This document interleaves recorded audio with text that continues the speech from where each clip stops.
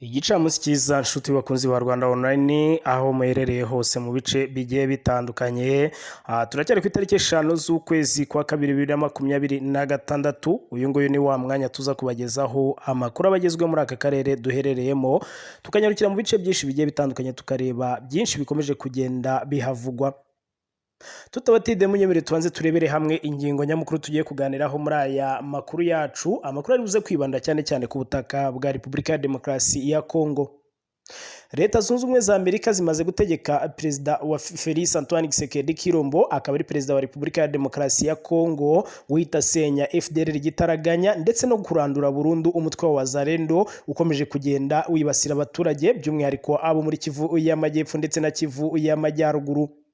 Ibingibi rero byabereye aho rero Perezida Félix Antoine Tshisekedi Tshilombo wa Repubulika ya Demokarasi ya Kongo yakiriwe muri Leta Zunze Ubumwe za Amerika, asabwa rero guhita akora ako kanya ndetse akagaragaza n'uruhare rufatika mu gukemura ikibazo cy'imitwe ya FDL ndetse na Wazalendo. Byinshi rero ndetse basabye Perezida Félix Antoine Tshisekedi Tshilombo, byose turaje tubikugezeho gatanu kuri gatanu. Ntago rero ari Perezida Félix Antoine Tshisekedi Tshilombo umaze kugira icyo asabwa. Amerika imaze no gusaba M23 kuva igitaraganya ku butaka bwa Repubulika ya Demokarasi ya Kongo. Leta Zunze Ubumwe za Amerika zasabye ku mugaragaro umutwe wa M23 kuva ku butaka bwa Repubulika ya Demokarasi ya Kongo mu rwego rwo gushimangira amahoro n'umutekano mu burasirazuba bw'iki gihugu kimaze igihe bwugarijwe n'intambara. Ese M23 irava ku butaka bwa Repubulika ya Demokarasi ya Kongo yerekeze hehe, dore ko ari abaturage n'ubundi ba Repubulika ya Demokarasi ya Kongo? Ese barya kuba impunzi mu bihugu bigiye bitandukanye? Byose uraje ubisobanukirwe muri aya makuru yacu. Amakuru yacu n'ubundi turakomereza ku butaka bwa Repubulika ya Demokarasi ya Kongo. Ibindi bikomeje kugenda bihavugwa nuko rero abanyamategeko bashaka guhagarika amasezerano ya Repubulika ya Demokarasi ya Kongo ndetse na Leta Zunze Ubumwe za Amerika kubijyanye n'ubufatanye mu bijyanye n'ubucukuzi bw'amabuye y'agaciro. Abategeko b'abanyekongo n'abahagarariye imiryango iharanira uburenganzira bw'ikiremwa muntu batanze ikirego mu rukiko rwa Repubulika ya Demokarasi ya Kongo rushinzwe kurinda itegeko nshinga, barusaba guhagarika amasezerano y'ubucukuzi bw'amabuye y'agaciro iki gihugu rero cyagiranye na Leta Zunze Ubumwe za Amerika. Ese uru rubanza ruraza guhabwa agaciro? Leta Zunze Ubumwe za Amerika ihari zirahagarika ubufatanye mu bijyanye no gucukura amabuye y'agaciro na Repubulika ya Demokarasi ya Kongo? Byose nabyo turaje tubikugezeho uko byakabaye. Turajya ku mirongo y'urugamba ahitwa muri Jugu, haravugwa imirwano ikomeye cyane yabaye hagati y'amasaha 6 n'amasaha 8, ikaba yahuzaga ingabo za FARDC ndetse na CLAP. Amakuru atugeraho nuko rero havuzwe imirwano ikaze cyane muri santere y'ubucuruzi ya Bule, ni muri teritwari ya Jugu, hagati y'izi ngabo za Repubulika ya Demokarasi ya Kongo arizo FARDC n'inyeshyamba zo mu mutwe witwaje intwaro witwa Convention pour la Revolution Populaire cyangwa CLAP, uyobowe n'uwitwa Thomas Lubanga. Ese ino mirwano yabaye yaba yasize bihagaze bite? Ese izi ngabo zikomeje kugenda zigarura uduce tumwe tugiye dutandukanye nkuko mu minsi yatambutse izi ngabo za Thomas Lubanga zigaruye uduce tumwe tugiye dutandukanye ndetse zinakubita ahababaza zino ngabo za FARDC. Hari byinshi bikomeje kugenda bivugwa kuri ino mirwano iri kubera muri Jugu, nabyo turaje tubikugezeho uko byakabaye. Amakuru yacu n'ubundi turakomereza kubikomeje kugenda bitangazwa n'umunyepolitiki witwa Matata Mponyo, aho rero aye gusobanuye ukuri rero kubijyanye n'urubanza yakomeje kugenda ashinjwa.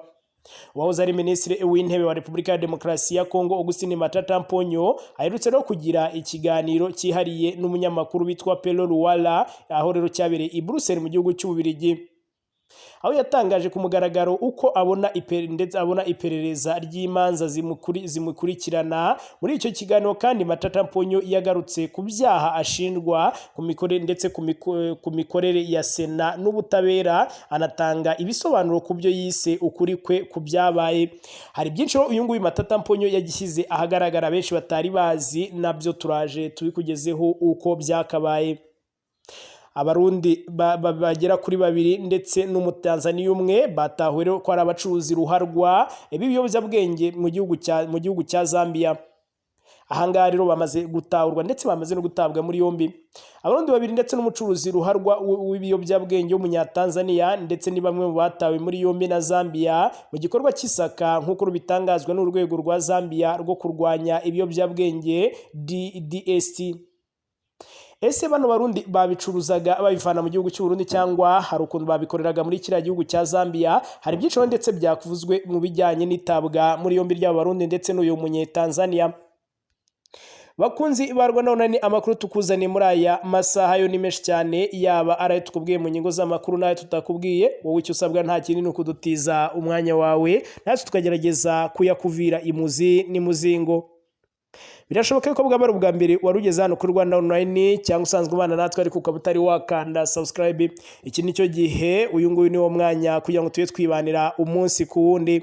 Nta kindi bisaba, nta yindi abonema bisaba usibye kunyarukira byonyine ugakanda subscribe cyangwa se abone kubakoresha ururimi rw'igifaransa, warangiza ugakanda kuri iriya nzogera iri hariya mu nguni kugira ngo igihe cyari cyo cyose dushyizeho amakuru ujye uhita wibonera notification cyangwa ubutumwa bugufi bugaragaza yuko ari amakuru amaze kugera kuri Rwanda Online. Icyo gihe bigatuma uyumva akiri umwimerere atari yaba umuranzi. Nimba aramaze guhitamo Rwanda Online udahwema kubana natwe mu makuru n'ibiganiro tukugezaho, nyemera tugushimire kuko uri umuntu uw'agaciro cyane. Imigisha y'Imana nikomeze isendere mu ruhande rwawe, komeza uhirwe mu byo ukora umunsi ku wundi, ari nako ukomeza kugenda wibanira natwe ukanda like, share ndetse na comment. Amakuru yacu no munyemerere tuyaheri hano ku butaka bwa Repubulika ya Demokarasi ya Kongo. Perezida Félix Antoine Tshisekedi Tshilombo w'iki gihugu cya Repubulika ya Demokarasi ya Kongo yakiriwe muri Leta Zunze Ubumwe za Amerika, asabwa kugaragaza uruhare rufatika mu gukemura ikibazo cy'imitwe ya FDL ndetse na Wazalendo. Tshisekedi ari muri Leta Zunze Ubumwe za Amerika kuva rero kuwa kabiri w'iki cyumweru, aho yitabiriye amasezerano yo gusabira kiriya gihugu. Kuwa gatatu hari tariki 4 Gashyantare 2026 nibwo rero kiri ndetse yakiriwe mu ngoro y'inteko ishinga amategeko Capitol, aho rero ndetse yagiranye ibiganiro n'abasenateri bakuriye komisiyo ishinzwe ububanyi n'amahanga mu nteko ishinga amategeko. Abo n'uwitwa Senateri Jimmy Richi uyobora iriya komisiyo ndetse n'uwitwa Jan Shayi ndetse bakaba rero bakaba bafatanya. Komisiyo ishinzwe ububanyi n'amahanga mu nteko ishinga amategeko ya Leta Zunze za Amerika yatangaje yuko bari abasenateri bombi baganiriye na Tshisekedi ku bijyanye n'ingingo zirimo amasezerano ya Washington ndetse igihugu cye cyasinyanye n'u Rwanda ndetse no ku mubano usanzwe hagati ya Washington DC ndetse na Kinshasa. Nyuma rero yo kuganira nawe rero ku bijyanye n'amabuye y'agaciro ndetse n'umushinga witwa Lobito Corridor ndetse igihugu cye gihuriyeho n'abarimo Amerika, ndetse rero bamwijeje ko Amerika yiteguye kuba ndetse umufatanyabikorwa ukomeye kurushaho hano muri Repubulika ya Demokarasi ya Kongo. Ariko ibiroro bikaba bigomba gushingira ndetse kuba impande zombi zirebwa n'aya masezerano ya Washington DC zigomba kubahiriza ibyo ziyemeje. Senateri Richi ndetse na Shahel ndetse bongera gushimangira ko nk'uko Washington DC maze igihe ibivuga igomba rero ndetse gufata ingamba ziboneye ku bantu ndetse bamaze kwica ibyo biyemeje mu rwego rwo gukumira andi makosa ashobora kuzakurikiraho. Ku itariki 4 Ukuboza nibwo Tshisekedi na mugenzi we Paul Kagame w'u Rwanda bemeje burundu amasezerano y'amahoro ba minisitiri b'ububanyi n'amahanga bashyiriyeho umukono i Washington DC muri Kamena 2025. Aya masezerano aha Kinshasa umukoro wo gusenya umutwe w'abajenosideri wa FDLR bamaze igihe kinini bafitanye ibikoranire hagati, ndetse hanyuma rero bigakurikirwa no gukuraho ingamba z'ubwirinzi u Rwanda rumaze igihe rwarafashe. Raporo impuguke za ONU zasohoye mu mpera z'umwaka ushize uzagaragaza ko Kinshasa ikomeje gufatanya na FDL ndetse n'imitwe ya Wazalendo mu rugamba ndetse ingabo zayo zirwanamo n'inyeshyamba zo mu mutwe wa FCM 23. Basenateri Jimmy Richi ndetse na Jen Shahin ndetse ubwo bahuraga na Tshisekedi bamugaragarije ko kugira ngo igihugu cye kigire amahoro arambye agomba rero gufata ingamba zihamye kandi mu kurandura FDL ndetse na Wazalendo. bagize bati kugira ngo habeho umutekano urambye Repubulika ya Demokarasi ya Kongo igomba kugira uruhare rwayo no mu kugabanya umwuka w'intambara, ifataro ingamba zihamye zo kurwanya umutwe wa FDL ndetse n'imitwe yitwaje intwaro ya Wazalendo irimo kwangiza imibereho y'abaturage. Kisekedi kandi yasabye gutegura ibiganiro rusange bihuza abanyekongo bose aho ro gushyira imbere inzira ya gisirikare kuko ndetse bariya abasenateri babimusabye. Batiro ndetse turizera yuko nyuma y'uru ruzinduko Repubulika ya Demokarasi ya Kongo izongera kwiyemeza ibiganiro bya politike bifite ireme ku rwego rw'igihugu aho guhitamo ibisubizo bya gisirikare kugira ngo ndetse Kinshasa ibashe kubaka ubumwe bwa politike bukenewe mu guhuza ibihugu byo no gushimangira ejo hazaza aho ubufatanye bwacu bw'ibihugu byombi. Amerika rero ku rundi ruhande ariko yavuze yuko ifite impungenge ku bijyanye no kwigarurira ibice byo mu burasirazuba bwa Repubulika ya Demokarasi ya Kongo, ndetse bikomeje gukorwa n'umutwe wa M23 ushingiye ndetse ushigikiwe n'u Rwanda nk'uko bikomeza kugenda bitangazwa, ndetse n'ikihutirwa kuba rero ingabo z'u Rwanda zavanwa burundu muri kano karere. Ati niba rero hari amahirwe y'amahoro nyayo kandi rero arambye. Abasenateri bayo kandi banashimangiye yuko abanyekongo babarirwa muri za miliyoni 26 bakeneye ubutabazi kubera inzara ikabije, ndetse badakwiye no gukomeza kuba rero igitambo kiriya mirwano cyangwa kiriya ntambara. Uyu rero senateri abinyujije ku rubuga rwe rwa X yasabye ko M23 iryozwa kwica amasezerano ya Washington DC agamije amahoro n'iterambere hagati y'u Rwanda na Repubulika ya Demokarasi ya Kongo. Amakuru yacu n'ubundi munyemerere nubwo Kongo rero yasabwe gusenya FDL ndetse no kurandura uyu mutwe, ariko nubwo bihagaze bityo M23 nayo imaze gutegekwa kuva ku butaka bwa Repubulika ya Demokarasi ya Kongo. Benshi bakomeje kugenda bibaza ese M23 yo irava ku butaka bwa Repubulika ya Demokarasi ya Kongo yerekeze he mu gihe ari abanyekongo. Leta zunze ubumwe za Amerika zasabye ku mugaragaro umutwe wa M23 kuva ku butaka bwa Repubulika ya Demokarasi ya Kongo mu rwego rwo gushimangira amahoro n'umutekano mu burasirazuba bw'iki gihugu bumaze igihe buvugwa ndetse bwugarijwe n'intambara. Ibiro ndetse byaturutswe mu biganiro byahuje abasenateri ba Amerika Jimmy Risch ndetse n'uyu Jen Shalem, aho ndetse na Perezida wa Repubulika ya Demokarasi ya Kongo Antoine Felix Tshisekedi. Rero bikaba byabereye i Washington nk'uko twari tubabwiye mu biganiro ndetse byibanze ku masezerano azwi nka Washington Accord for Peace and Prosperity agamije no guteza imbere amahoro arambye n'iterambere rishingiye ku bufatanye hagati ya Amerika na Repubulika ya Demokarasi ya Kongo. Impande zombi rero zanaganiye ku bufatanye mu rwego rw'ubucukuzi bw'amabuye y'agaciro, ishoramari ndetse no guteganywa mu mushinga wa Rubuto nk'uko twari tubabwiye. Abasenateri ba Amerika rero ndetse bagarutse kuri uyu mutwe wa M23 bagaragaza impungenge zikomeye cyane ku bikorwa by'imitwe yitwaje intwaro ikorera muri kano gace, ari naho rero bahereye basaba M23 ko igomba kuhava burundu. Banashimangiye ko amahoro arambye adashobora kugerwaho ndetse hatabayeho ibiganiro bya politike byimbitse bihujwe ndetse n'ingamba zifatika zo gusenya no guhagarika umutwe witwaje intwaro. Iyi mitwe yose ibarizwa ku butaka bwa Repubulika ya Demokarasi ya Kongo, ariko cyane cyane FDL ndetse na Wazalendo. Amerika yongera kugaragaza ko iyemeje gukomeza gufasha Repubulika ya Demokarasi ya Kongo mu rugendo ruganisha ku mutekano, ituze ndetse n'iterambere rirambye. Inashimangira ko amahoro muri burasirazuba bwa Repubulika ya Demokarasi ya Kongo ari ingenzi ku mutekano w'akarere kose ka Afurika yo hagati ndetse n'akarere k'ibiyaga bigari. Amakuru yacu n'ubundi munyemerere tuyakomereze hano ku butaka n'ubundi bwa Repubulika ya Demokarasi ya Kongo, ariko tunyarukire ahitwa muri Jugu. Haravugwa imirwano ikaze cyane yabaye hagati y'amasaha 6 ndetse n'amasaha 8 hagati ya FARDC ndetse n'ingabo za CLAP.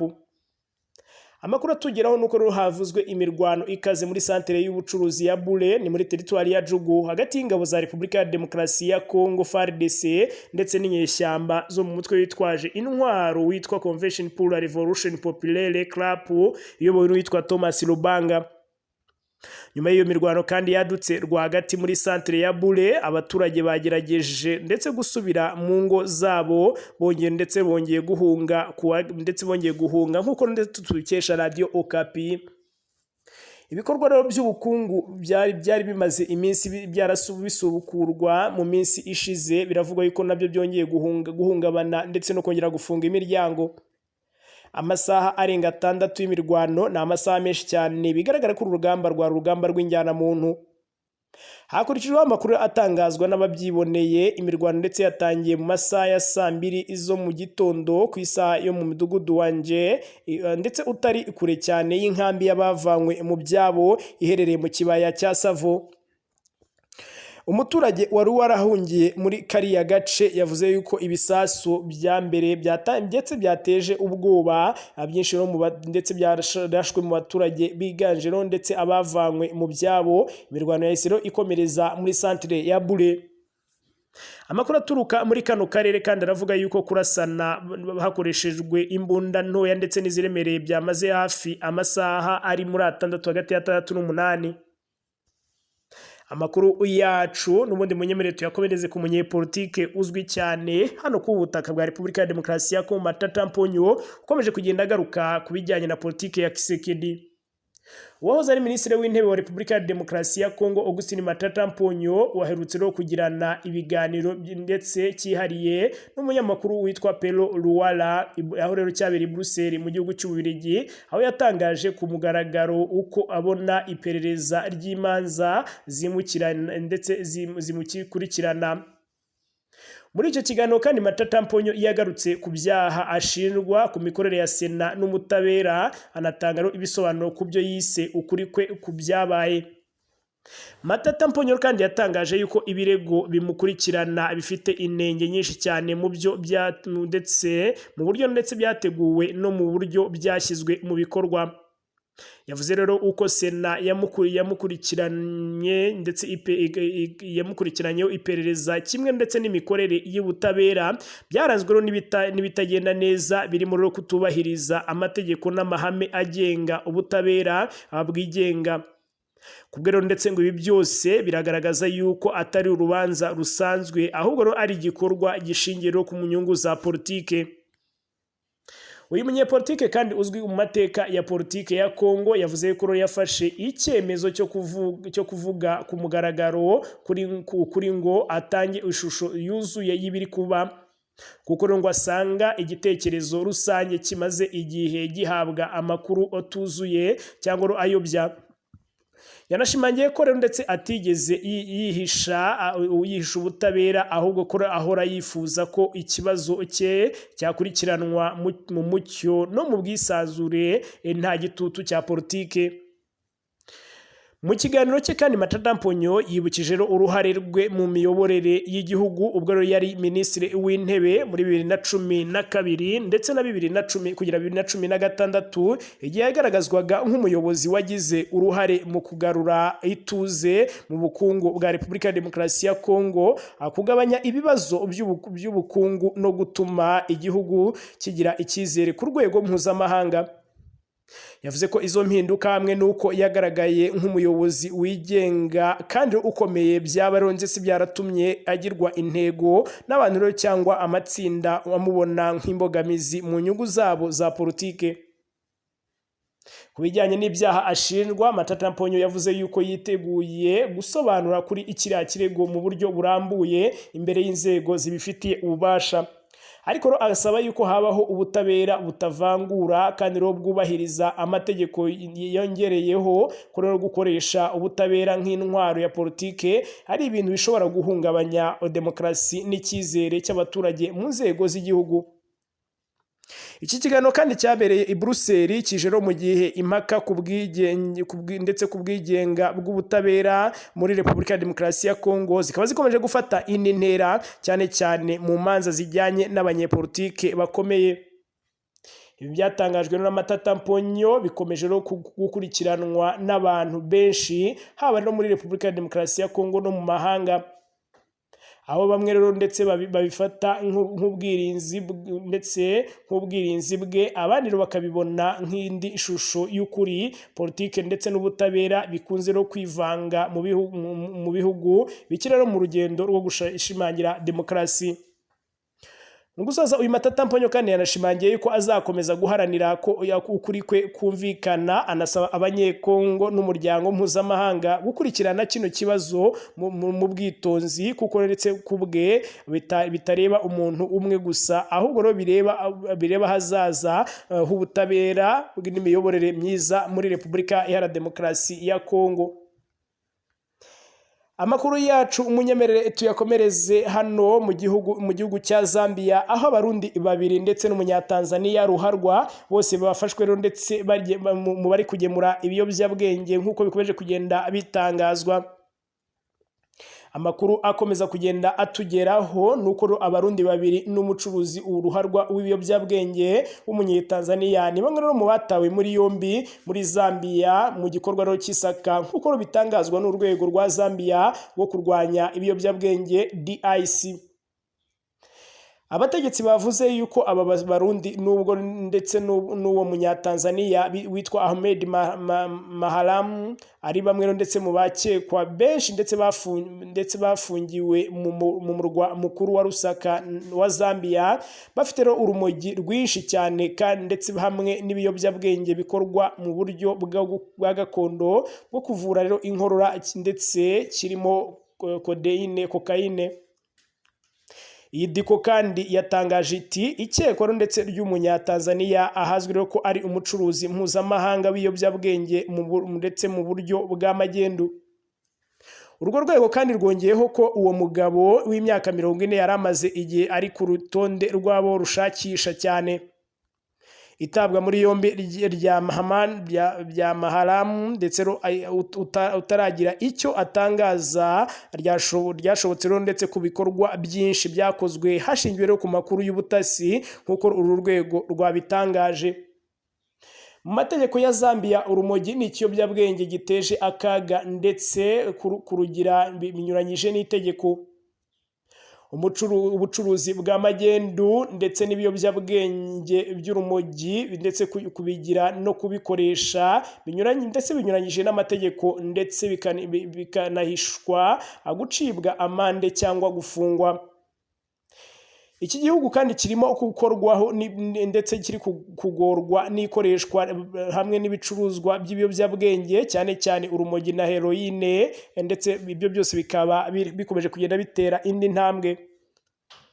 Muri ibyo kandi ibikorwa byo gusaka byabaye ku munsi w'ejo, uru rwego rw'ubutasi kandi rwavuze yuko rwafashe ibiro 221 by'urumogi rwari rushinzwe mu makamyo mu gace kari muri Lusaka.